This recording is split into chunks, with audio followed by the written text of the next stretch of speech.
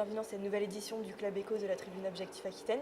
Un Club Éco qui s'inscrit dans le cadre de la deuxième édition des Talents du vin. Jérôme Planté, bonjour. Bonjour. Vous êtes à l'origine de Cache Vin, distingué dans la catégorie commercialisation. Cache Vin, c'est un commerce du vin assez original. Pouvez-vous nous expliquer pourquoi ? Pourquoi ? Disons que je suis le président fondateur de cette enseigne qui a vu le jour en juin 1994. Il faut resituer un petit peu les choses. En 1994, le négoce et la propriété étaient chargés de stocks non valorisés. L'idée était de faire vivre ces stocks et surtout de donner de l'accessibilité au public. C'est pour ça qu'on a créé un concept de cash and carry. Ce cash and carry était au départ beaucoup plus destiné aux professionnels et ensuite on a évolué pour vraiment s'orienter vers les particuliers. D'accord. Et quel est le poids économique aujourd'hui de Cache Vin ? Alors aujourd'hui, Cache Vin, c'est 8 magasins, donc 2 franchises. Aujourd'hui, c'est une société qui pèse un peu plus de 20 millions d'euros de chiffre d'affaires, avec un peu plus d'une trentaine de salariés. Donc vous le disiez, Cache Vin, c'est 8 magasins. Donc il y en a 7 en Aquitaine, 1 en Poitou-Charentes. La particularité de vos magasins, c'est d'être situés en périphérie, près plutôt des centres commerciaux. Pourquoi ne pas choisir le centre-ville ? Disons que pour ce concept de magasin, il nous faut essentiellement entre 500 et 800 mètres carrés de superficie. Pour donner de l'accessibilité, il nous faut évidemment du parking.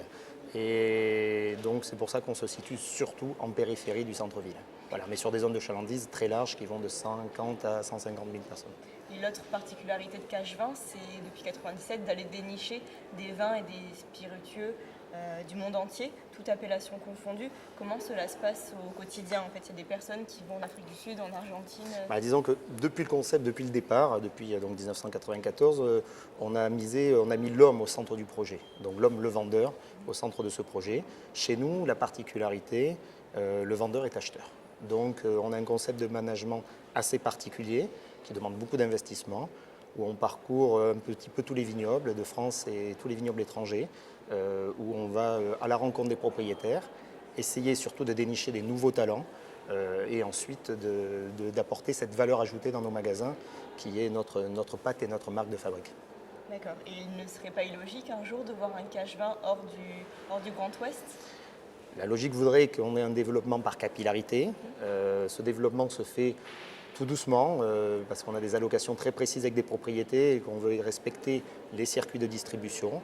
Mais on a vraiment des projets en dehors du sud-ouest et dont un nouveau magasin qui devrait voir le jour en 2016 sur la Côte d'Azur. D'accord.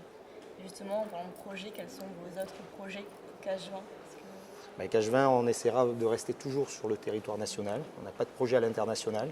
Mais déjà, ce développement de magasins sur la Côte d'Azur devrait constituer un nouveau test pour notre enseigne, de partir d'une base où la notoriété de notre enseigne n'est pas existante aujourd'hui. Merci beaucoup Jérôme Merci Planté. beaucoup. Félicitations encore pour ce prix. Merci à vous. Quant à moi, je vous donne rendez-vous dans un prochain numéro du Club Éco. Merci de nous avoir suivis et passez une bonne journée.